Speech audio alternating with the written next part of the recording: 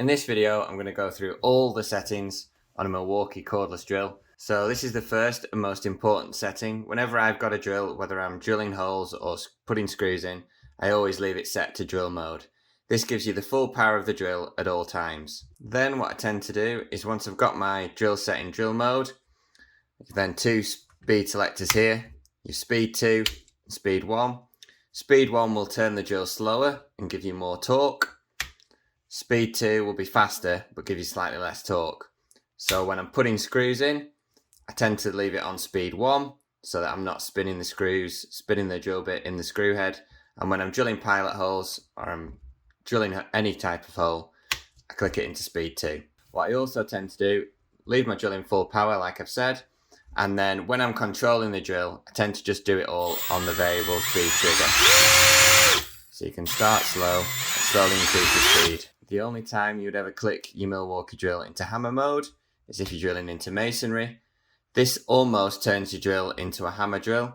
It's not quite as good as an SDS drill, but in hammer mode, it just adds a slight percussive force to the drill bit, helping it to chip away at any masonry or block you might be drilling into. You should only ever use hammer mode when you're drilling into stone, masonry, concrete, plasterboard, things like that. You never use hammer mode when drilling into wood or plastic or metal.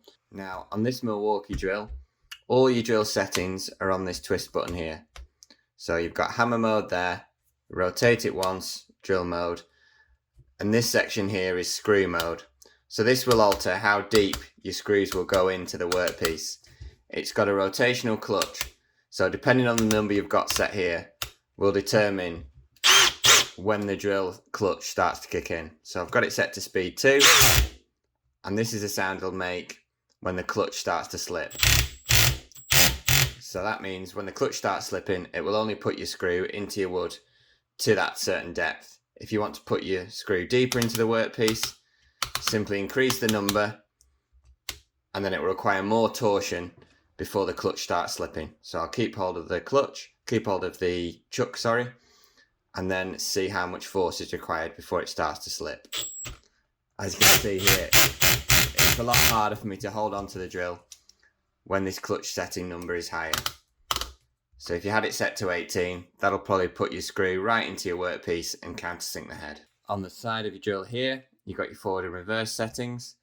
So as you can see, that's drilling as usual. If you've got your drill bit stuck or you wanted to put it in reverse, say you're removing a screw, simply flick this button across and your drill bit will go into reverse.